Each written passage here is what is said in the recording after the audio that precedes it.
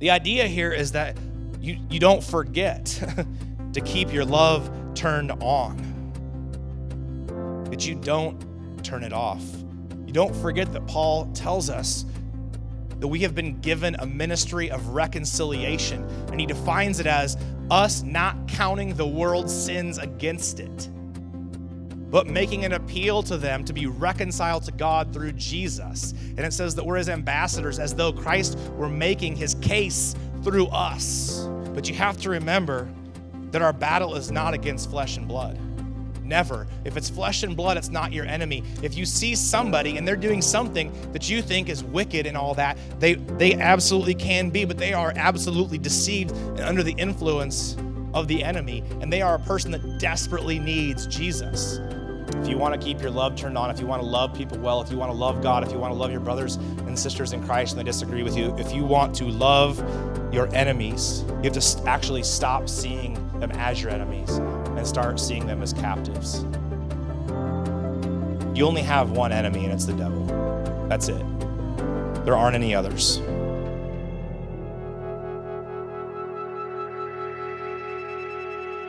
We are, as Pastor Jordan mentioned, in a series called The Christmas Playlist. This is week 2 of the series. We kicked it off, obviously, last Sunday, and it will take us through Christmas Eve. So the concept of this series is to take traditional, familiar Christmas hymns and really take a look at the theological and scriptural significance of these hymns. So a lot of the things that undergird them, the ideas, whether it's Old Testament, New Testament, are both scriptures, stories, concepts that sort of inspired these songs to be written, because oftentimes we sing these songs and they're familiar to us lyrically, they're familiar to us melodically, but we sing them sort of from this place of, again, just like this rote memorization place, without really taking into any deep consideration the lyrics that are being sung and the possibilities of the origins. And, you know, songs, how they were written is incredibly important, and the places they were written from is incredibly important. We talked last week about the Magnificat, which is the song Mary sings after she visits her cousin Elizabeth, and they're both pregnant, and Mary realizes what's going on, and she praises the Lord. It's like you read that song this time of the year, and you'll understand the context in which Mary, inspired by the Holy Spirit, sings it, and it's incredibly powerful. You know, you remove it from that context, and it's still powerful, but not as much. And so what we're trying to do is, as you know, Emily mentioned this morning, the more we understand about the songs that we sing, the more powerful, generally speaking, they become. Maybe some of you remember this, others are too young or never watched it, but back when there was a channel called VH1, which I'm pretty sure doesn't exist anymore, they used to have a series called Storytellers. So they would take really well-known musicians and artists, and they would, essentially, it was like their own version of MTV's Unplugged, where they would strip everything down to an acoustic set.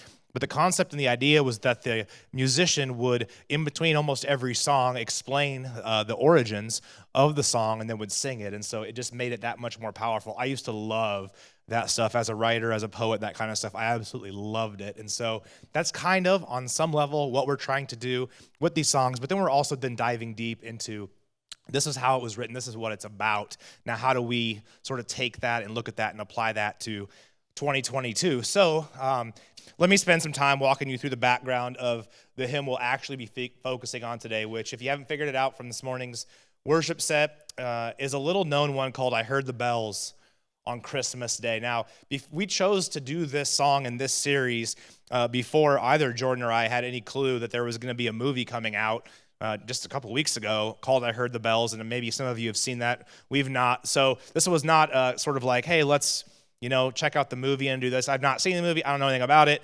This is something we decided on, and I'm excited to talk about it. And so I mentioned that because after hearing the message, if you want to check out the movie, maybe it'd give a little bit of extra backstory. But this was a song that was written by the poet Henry Wadsworth Longfellow. At the time, he was the most popular poet of his era, and by all accounts, he had lived for the most part a very blessed life until July of 1861, when his second wife, Frances, died tragically. She'd been sealing envelopes with hot wax when a flame caught her clothes on fire. Henry had rushed to her aid and tried to smother the flames, but by the time the fire was out, she'd been burned beyond recovery. She died the next day. And Henry, burned badly as well, was too wounded and weak to even attend her funeral. which happened to be on their 18th wedding anniversary, what would have been. Having already lost his first wife who died during a miscarriage, and this death marked a turning point in Longfellow's life. His physical appearance changed dramatically as he began growing his beard. If you've ever seen pictures of Henry Wadsworth Longfellow, if you ever had poetry units in high school or in college, or you've just seen pictures, he has a big white beard. He grew that because of the burns that were on his face. The burns had disfigured his face. He grew a beard to cover that. Mentally, he sank into depression, and he actually began occasionally using opium, which was the most available drug at the time, to dull his mental anguish. Winning Frances, the wife that had died tragically by being burned, winning her affection had taken him 7 years. He'd courted her for 7 years, and she had resisted over and over again, and he was super persistent. And so it was a huge deal when they finally got married, and their 18-year marriage was, by all accounts of people that knew him, the happiest time of his life.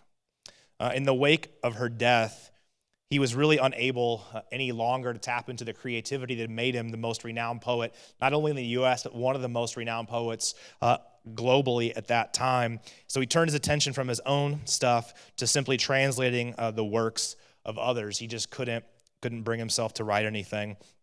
So on Christmas Day, about a year and a half later, remember his wife died in July of 1861. So on Christmas Day in 1862, about a year and a half later, he would record in his journal, "A Merry Christmas, say the children, but that is no more for me." In 1863, Longfellow suffered another blow. He was a staunch abolitionist, wanted to abolish slavery, but he, like the entire country, was deeply troubled by the Civil War. So although he very much disagreed with slavery and very much wanted to see slaves set free, he didn't really want to have to see it happen through the ways in which it was happening. So he was deeply troubled by the Civil War. And in March of 1863, his son Charlie had decided that much against his father's wishes, he would join the fight. So he ran off to Washington, D.C. and enlisted in the Union Army. Only 8 months later, Charlie was shot while his battalion was engaged in a battle. The bullet went through him from back to shoulder, and it nicked his spine in the process. So Longfellow had to travel from his home in Cambridge, Massachusetts, all the way down to Washington, D.C. to retrieve his son from the hospital and to bring him back home. They arrived back at their Cambridge home on December 8th, so quite a bit of a trip there. And a grim Longfellow set about the months-long process of trying to nurse his son back to health in the midst of a still very fresh loss of his wife, in the midst of his own depression, in the midst of his own wounds and the changing of his appearance, in the midst of not being able to bring forth any of his own creativity. He has this added responsibility now to his plate. And the circumstances, as you might imagine, challenged him deeply. They challenged his resolve, his will to go forward, his will to just stay basically alive on some level. But things seemed to take a turn, for him that Christmas. He was inspired when he quite literally heard the bells on Christmas Day, sounding from a nearby church in Cambridge. He found in those bells a message that peace would once again come to a troubled nation and to himself as well, and they inspired him to write on Christmas Day the poem Christmas Bells. So the actual poem was written on Christmas Day, December 25th, 1863. Longfellow's poem was originally published in a magazine, and it wasn't until 1872 that it'd be set to music, with a middle stanza often removed to give us the version that we have today, some 150 years later. So just like last week, where I wanted you to just listen to the lyrics to O Come Emmanuel, I want to read the lyrics this morning to I Heard the Bells on Christmas Day. So just listen along as I read these. They're not going to be on the screen. I heard the bells on Christmas Day, their old familiar carols play, and mild and sweet their songs repeat of peace on earth, goodwill to men. And the bells are ringing, peace on earth, like a choir they're singing, peace on earth. In my heart I hear them, peace on earth, goodwill to men. And in despair I bowed my head. Think about the situation that Longfellow had come through, and he's hearing these. In despair, I bowed my head. There is no peace on earth, I said.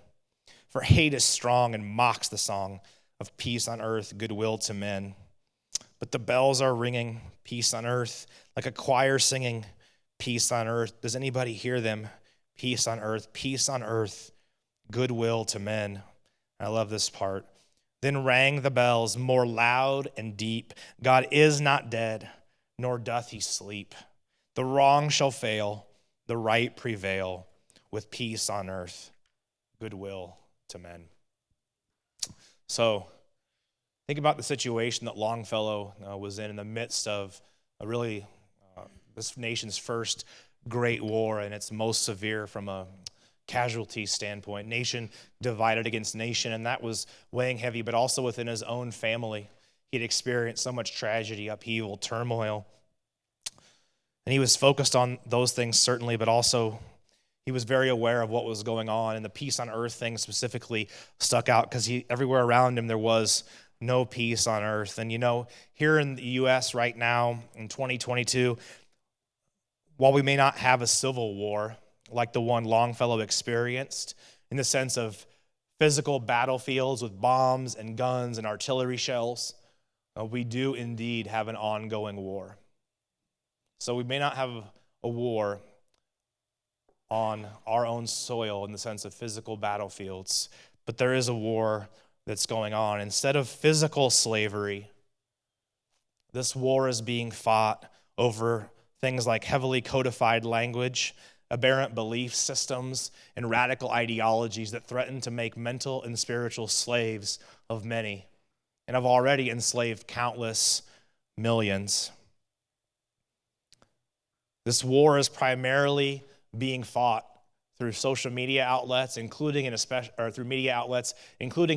social media, and due to the demonic nature of those mediums, and you heard that right and read that right, it has produced a polarization almost imaginable to our society not all that long ago. I don't want to dive too deep into that, whether you agree or disagree with that. I'm happy to talk about it later on, but to sum things up, of all that's going on right now, I want to refer to the words, not of Longfellow, but of another poet and prophet named Axl Rose, who some 30 years ago wrote these words. He wrote, "Look at the hate," in a song called Civil War. "Look at the hate we're breeding. Look at the fear we're feeding. Look at the lives we're leading, the way we've always done before. Look at the doubt we've wallowed. Look at the leaders we've followed. Look at the lies we've swallowed, and I don't want to hear no more."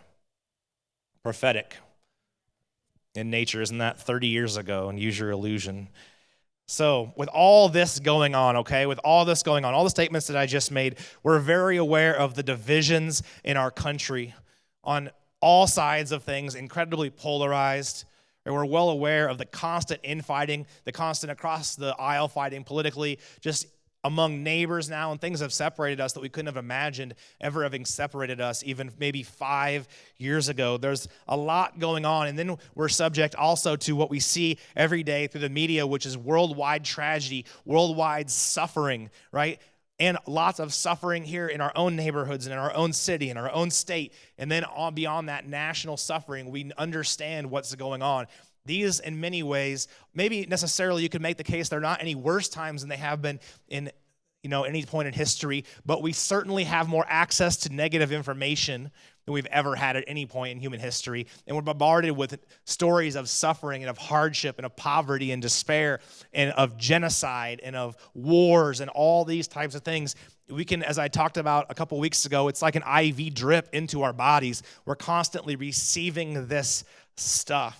And when you take all of that into consideration, all of the hardships we're enduring corporately, with what you may be experiencing personally, if you've lost a loved one, you've had a relationship that's been fractured, if you're struggling financially, if you have health issues, all of the above for some of you. So you take what's going on corporately, worldwide, and then you take what's going on maybe in your own household, in your own life.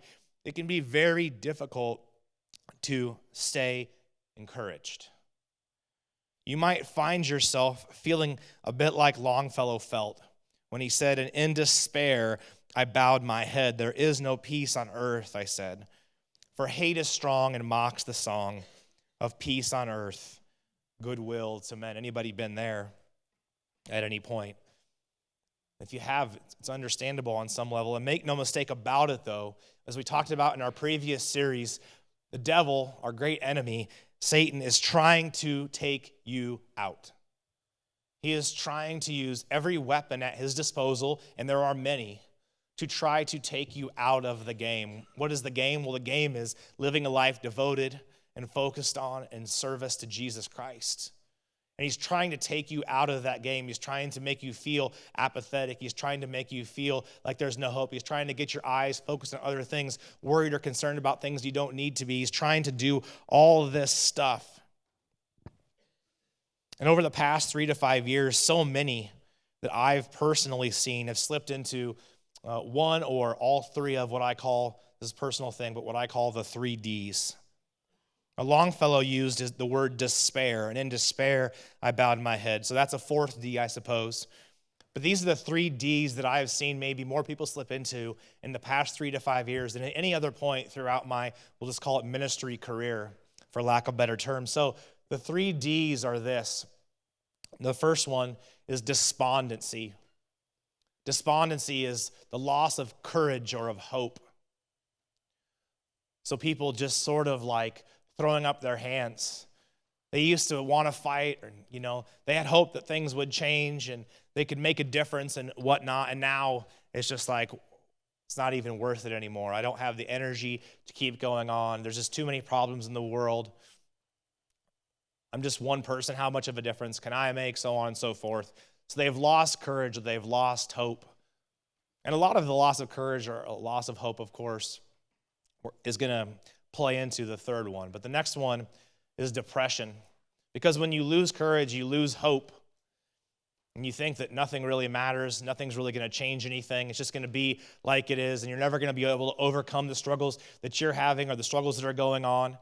Then that's not a good place to be, right?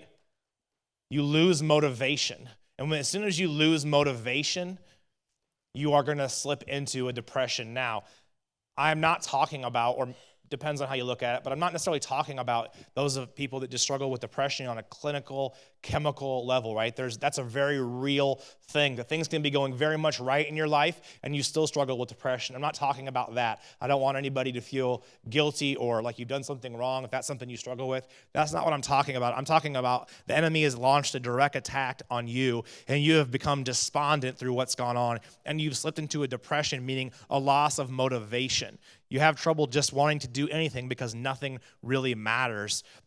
And when you start to feel that way, when you grow despondent, when you start to lose courage or you lose hope, and then you become depressed on some level and you've lost your motivation, then a logical next step seems to have been, for many people I've encountered, is they begin to enter into a process of deconstruction. And deconstruction is it's a term that was coined by an old philosopher named Jacques Derrida, and it's a very unhealthy thing for the most part when it's done in the way that Derrida wanted it done, which is to take something and to analyze it. Imagine if I took my watch and I began to deconstruct it and take out all the mechanisms and all the parts, and I wanted to see quite literally what makes it tick, but then I just leave it. Right? So I take the watch apart and I just leave it right here on top of the pulpit, and then I never do anything with it. Well, what have I just done? I've destroyed the watch.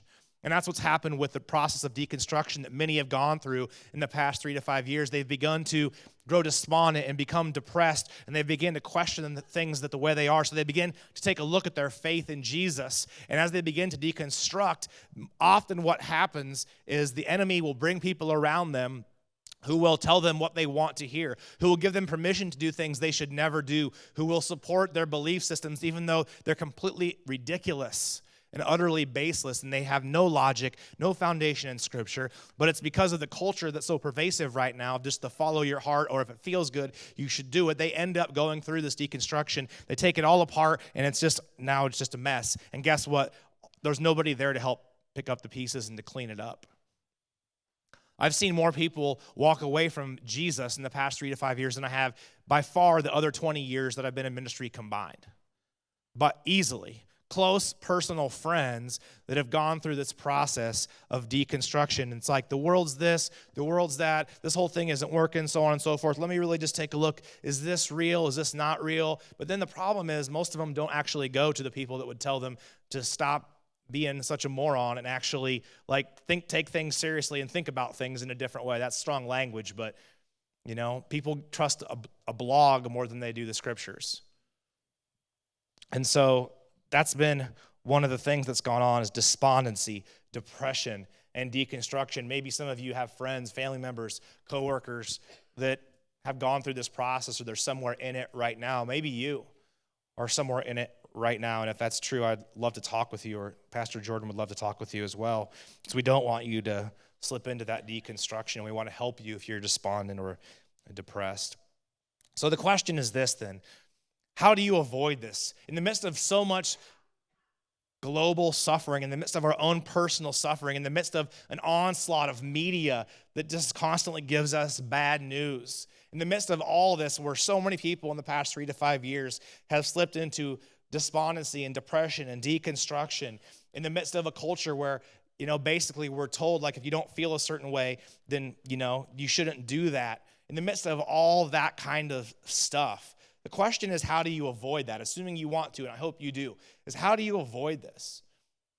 How do you fight the battle well? How do you ensure that you finish the race? How do you ensure that you don't get stuck, right, in that one stanza?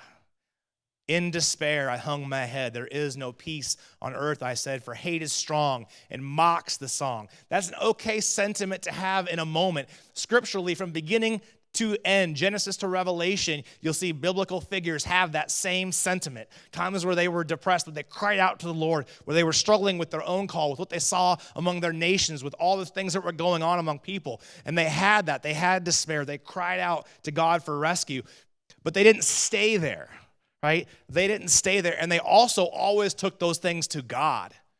We don't want to stay in despair, I hung my head. There are times in our lives where we feel that way, but the key is to move past that to the part where we say, look, the bells rang more loud and deep. God isn't dead, nor doth he sleep. The wrong shall fail, the right prevail. How do we make sure that we keep going? How do we make sure we fight the battle well and finish the race? It's important stuff. It's important stuff. We don't want to grow despondent, depressed. We don't want to deconstruct our faith. We don't want to fall into those traps. We want to press through. We want to have foundations in truth. We want to fight the battle well. We want to finish the race. I hope you do anyway. And I want to be aware of this enemy's schemes, and I want to make sure I avoid his traps. So let's just look over this last few minutes at a couple of things. How do we avoid despair, despondency, depression, deconstruction? How do we fight the battle well? How do we ensure that we finish the race? The first thing that we're going to spend the vast majority of our rest of our time together on is one of the key things to think about when it comes to the world around us, your own personal life, all the struggles that you see, people that don't agree with you, the people you don't agree with, tension, all this kind of stuff. Number one, okay, is this: keep your love turned on. Keep your love turned on. I'm talking about the biblical definition of love, not our society's definition of love, not condoning all behavior and giving permission for people to do whatever they want and claiming it's love. It's not what I'm talking about. I'm talking about a Christ-like, servant-focused love, where you love people oftentimes tenderly and sometimes intensely. This comes from a passage that's probably Jesus' most intense prophecy regarding the end of the world and his second coming. We're in Advent, so it's about looking forward to Jesus' second coming. He spoke of this very thing in Matthew 24, just to spend a couple minutes on that. I have that on the screen. 24, 1 through 14. And it says this: Jesus left the temple. The temple, by the way, at this time was the pride of the nation of Israel. It was their epicenter. It was the thing that they would have said, this is us. Whatever it is for Iowa, I don't know, the butter cow or something, I don't know, but right, whatever it is that's this is what makes Iowa, Iowa. If it's the butter cow, that's sad. Maybe, hopefully it's something else. But if anybody has any suggestions, let me know. But for them, the temple, it was their glory. I mean, it was impressive. And Jesus left the temple and was walking away. And his disciples come up to him and they call his attention to the buildings. So they're basically like, Jesus, I mean, isn't this amazing? Like, look at this temple. And it was more than just one building. It was a series of buildings. Look at this. I mean, this is incredible. And they're thinking he's going to be like, you're right. It is. It's so incredible. It's just an amazing testament to, my Father and all this stuff. And instead, being Jesus, he gives them quite a bit of a different answer than they expected. And he says this in verse 2, do you see all these things? Which they obviously did because they're calling his attention to them. Do you see all these things? Take a good look. Truly I tell you, not one stone here will be left on another. Every one will be thrown down. This actually happened in 70 AD when the Romans sacked Jerusalem and laid siege to the city and literally destroyed the temple. This was the first part, a prophecy that did happen a long time ago, but not the rest of it. He gets into the stuff that still hasn't happened. As Jesus was sitting on the Mount of Olives, the disciples came to him privately. Tell us, they said, when will this happen, and what will be a sign of your coming and at the end of the age? Jesus answered, watch out that no one deceives you, for many will come in my name, claiming I am the Messiah, and will deceive many. You will hear of wars and rumors of wars, but see to it that you're not alarmed. It's good advice right there. Such things must happen, but the end is still to come. Nation will rise against nation and kingdom against kingdom. There will be famines and earthquakes in various places. All these are just the beginning of the birth pains.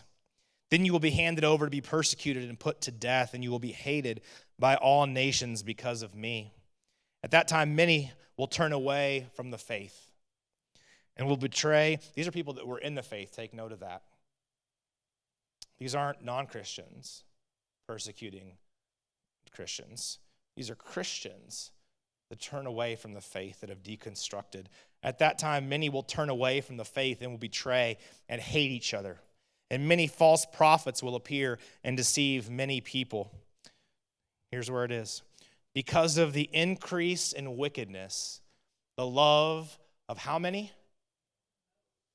The love of most will do what? Grow cold.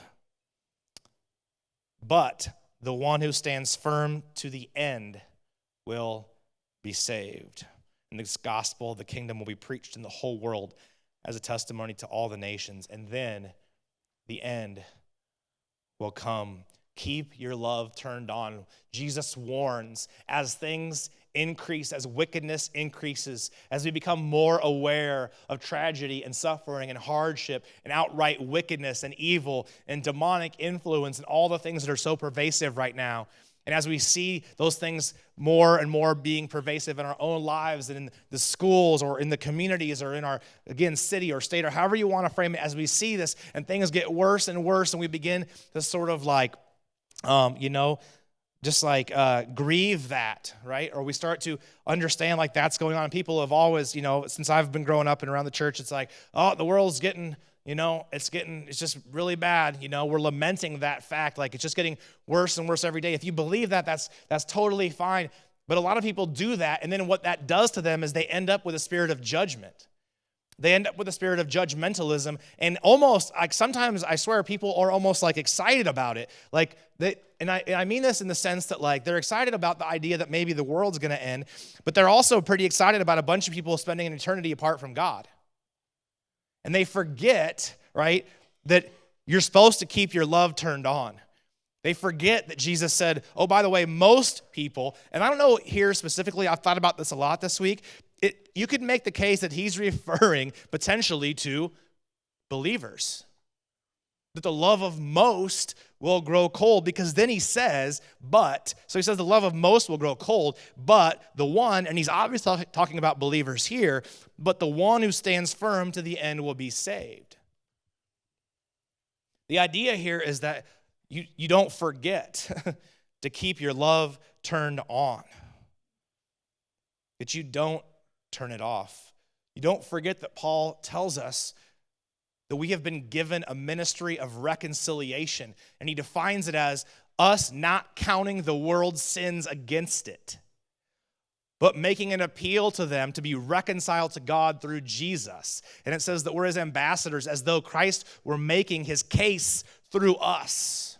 So think about that. We have this massive responsibility to proclaim the gospel to people who don't know the gospel. That's kind of a key element of the gospel, that it's good news to those who don't have it. How are we going to possibly present what amounts to amazing, incredible, life-changing, life-altering good news that we celebrate at this time of the year, that a Savior was born, right, into this world? How are we going to do that if we can't keep our love turned on? Because the essence of the gospel is love, for God so loved the world that he gave. So if you're out there and you're blasting people, no matter which side you're on, I don't care, and you're starting to hate people that don't know Jesus, and you're getting all angry and upsetting them in a way that goes beyond, right, that you're able to pray for them, and we're going to talk about that in a second, there's a problem.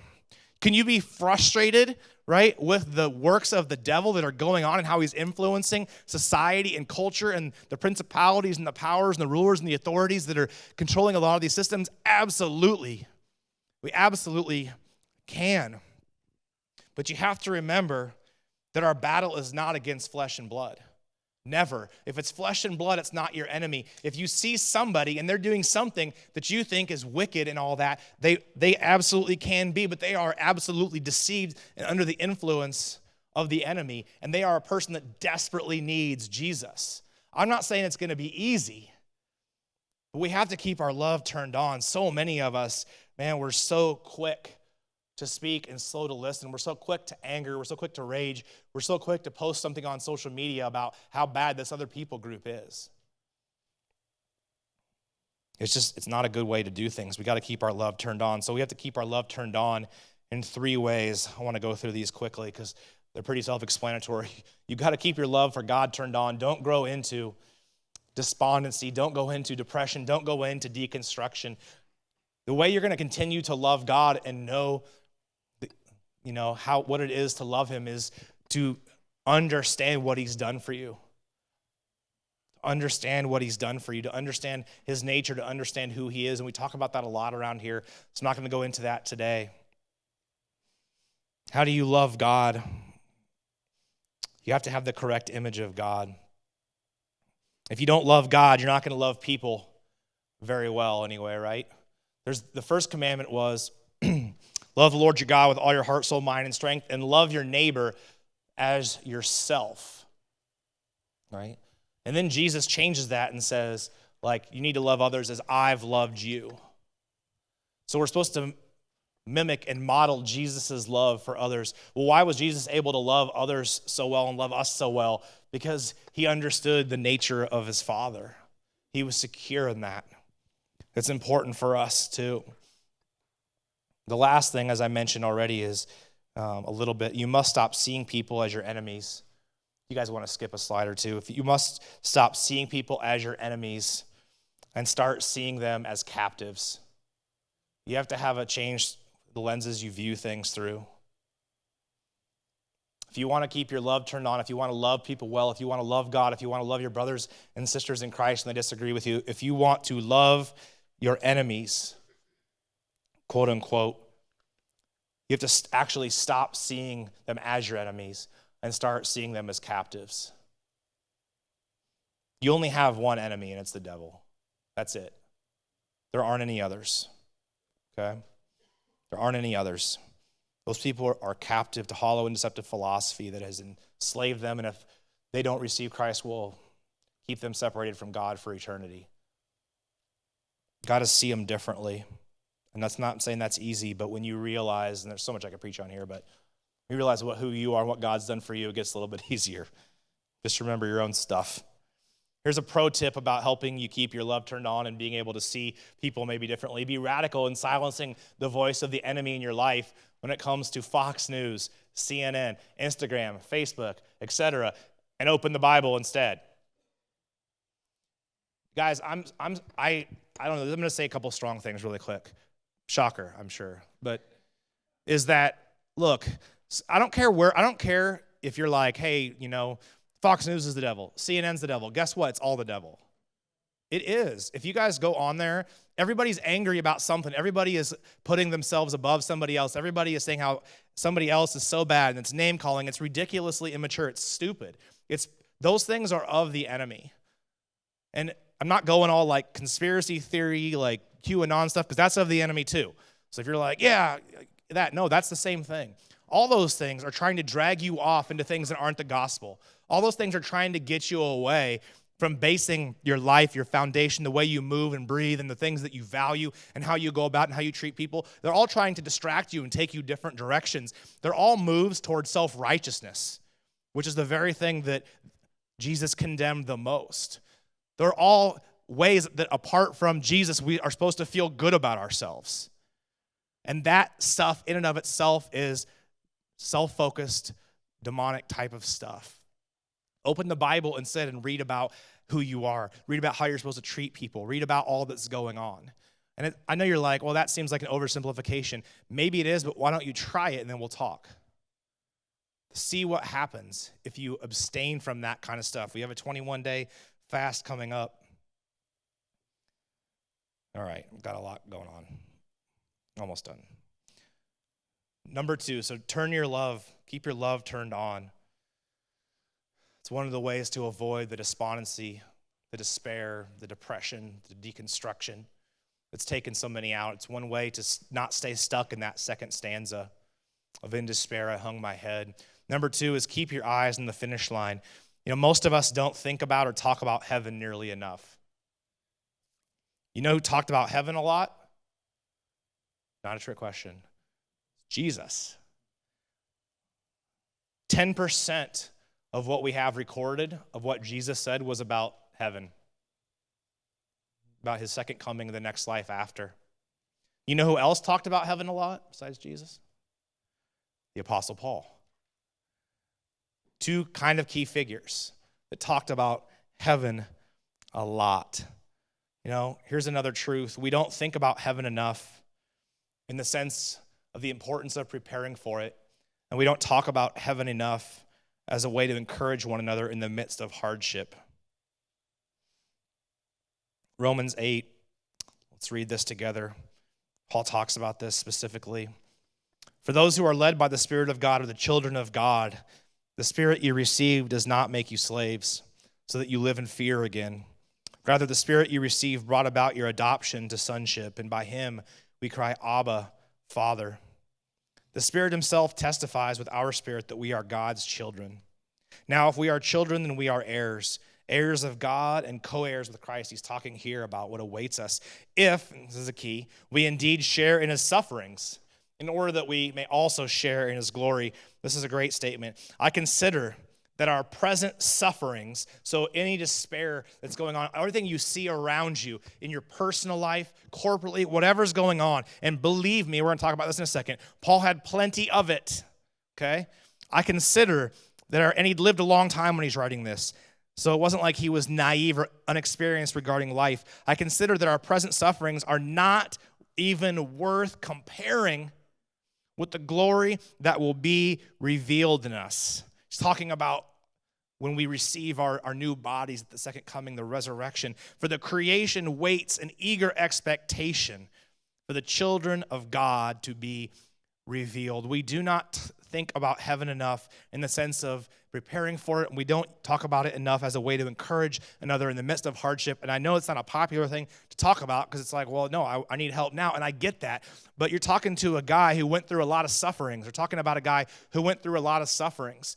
So think about this. Paul, if anyone is qualified to make this statement, I consider that our present sufferings are not worth comparing with the glory that will be revealed in us. It was him. Why is that? Because he probably suffered as much as any person, really almost, you could make the case, who's ever lived that we know about specifically, and he has a laundry list of things. So he talks about how he was beaten with rods and whipped with lashes, and he was shipwrecked 3 times, and he was in prison, and he had for many different times, and he was stoned, but they thought he was dead, and then he survived, and all these different things, constantly in fear, constantly under oppression, constantly under stress, all this different stuff.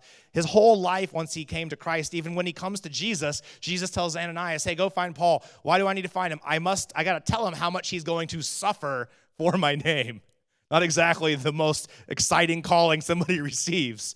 He's suffered, but in the midst of all Paul's suffering, he had all this. He also talks about how he received a vision from the Lord and he was taken up in the Spirit to the third heaven. And he says, I saw things that were too wonderful to even speak of.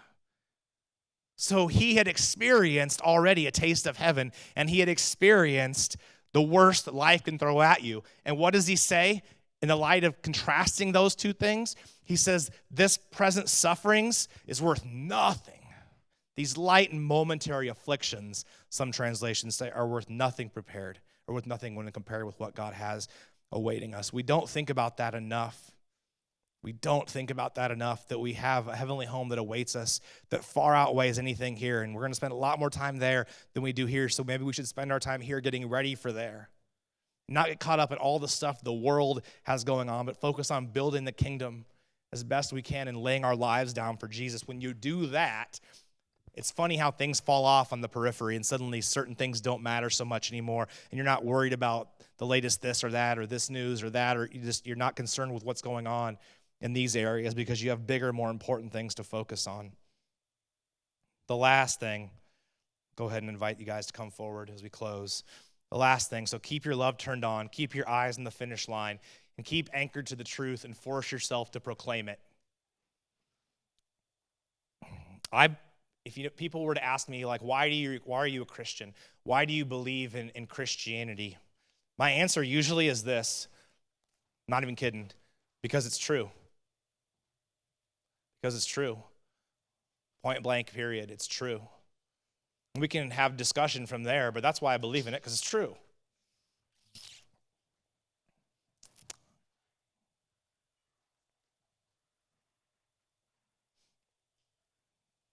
How does that relate to you? How does that relate to this message, the fact that it's true?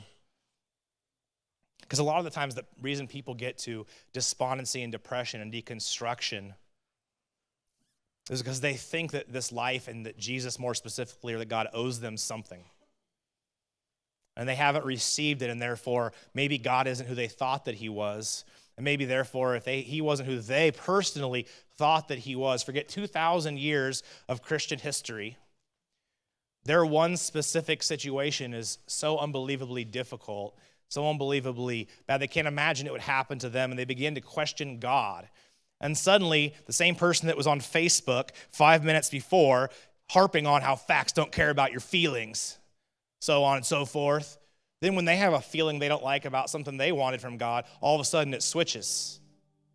And they can't apply it to themselves, and they forget that we believe in Christianity because it's true. That Jesus doesn't owe us anything because he already gave us everything. That if all we experience in this life is hardship, and I don't want that, and I hope you don't get that, and it's not what I'm saying at all, but if our lives, all of us collectively, individually, look like Paul's lives, Jesus doesn't owe us anything at all. Nothing. And what happens is we start to get entitled. And that's where so much of the despondency and the depression and the deconstruction comes from. Entitlement kills. It absolutely kills, but it especially kills in the midst of struggles. It especially kills us when all of a sudden we bump into something we didn't expect to bump into. And again, despite the vast amount of suffering that's going on at any one given point in time through the world today and the 7.5, 8 billion people that exist that we're very much aware of, and all of that stuff, despite all of that, right?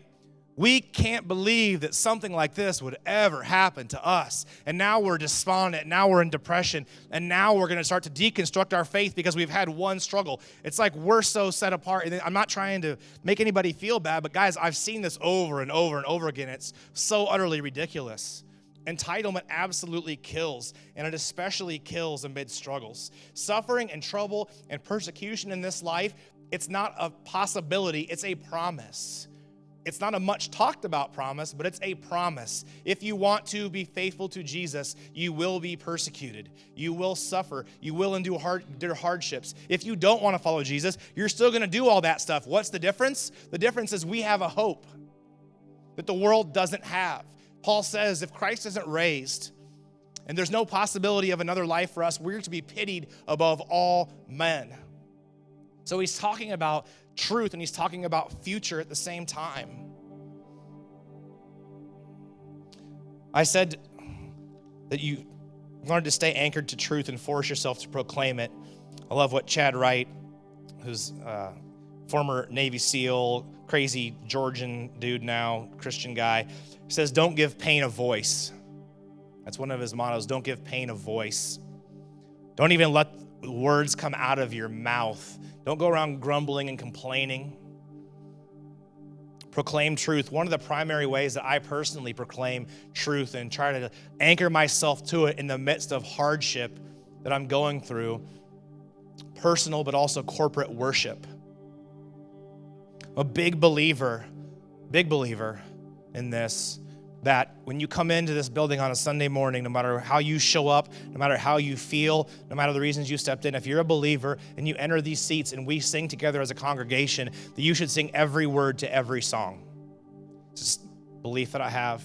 You should sing every word to every song, because that's an act of warfare when you're feeling like trash, to force yourself to proclaim truth, to say no matter how I feel, in the midst of all my stuff, even if I'm feeling a little entitled, I need to snap myself out of it. How do I do that? By looking at things bigger than myself, by forcing my mouth to speak true words and not giving them license to speak nonsense, to not giving pain a voice. I'll proclaim truth whether or not I feel like it, because in the truest sense of it, facts don't care about my feelings. God is good. Jesus is victorious. We have an eternal hope in him, no matter how I feel on a given day. So I'm going to proclaim those things with my brothers and sisters in Christ. David says in Psalm 42:11, as I close, why, my soul, are you so downcast? Why so disturbed within me? So he's in the midst of this despair, depression. He has his own D's, downcast and disturbed, right? What does he then? He says, put your hope in God. He's talking to his soul. Can you imagine that? It's like getting in front, of the mirror and doing the affirmations, Like, he's saying, soul, why are you so downcast? Why are you so disturbed within me? You, put your hope in God. He commands it, and that's what we're doing when we sing. Because Jesus has been victorious, and he will be victorious again. Jesus has come, and he will come again. And we pray, Lord, come quickly. But in the meantime, we keep our love turned on. We proclaim truth. We worship together. Why don't you stand as we close with this powerful song? God isn't dead, nor doth he sleep. The wrong shall fail, and the right prevail.